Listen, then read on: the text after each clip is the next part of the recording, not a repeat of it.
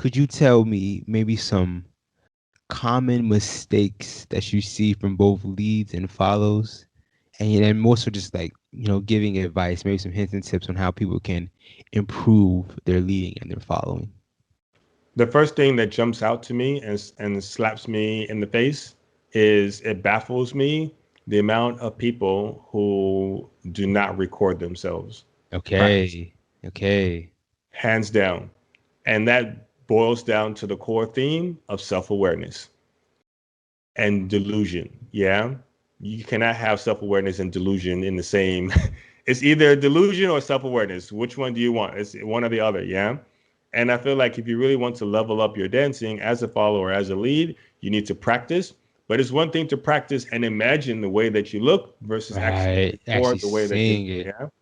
So I see tons of people pay hundreds to thousands of dollars to go to a weekender or a festival and take private lessons and all that kind of stuff, but then they don't practice or they don't record themselves practicing. Yeah, you really need to know what you look like, um, as far as your dancing, to be self-aware of how you're transferring your weight, how you're stepping, um, and if you don't have that self-awareness, then you're not going to grow. Yeah. And that's why I think like teaching is really awesome because it forces you and holds you to a higher standard of self-awareness because now you're setting the example for other people. Right, right, right.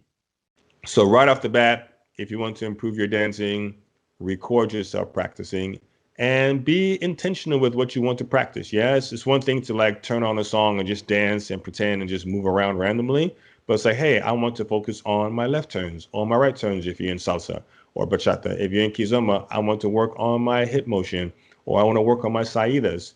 Um, and one theme that I see as well in a lot of dances from hip hop to tango to ballet to kizomba is get your feet right and then you can get your frame right.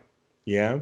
If your feet aren't right and all of your mental space and your mental ability is like just getting tripped up over the way that you're stepping, your frame is going to be crap because Right, right, right. you're not able to give enough self-awareness into what's going on there. Yeah.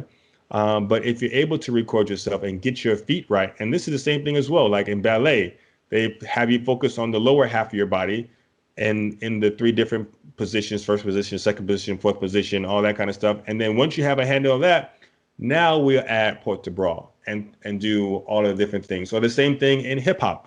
They're focused on the lower part. Okay, stepping, boom, da da ba, boom, ba ba. And then after you get that, okay, during that we're gonna go boom, ba da ba ba ba ba. But it doesn't make sense to focus on the upper body if your lower body isn't on point. Yeah.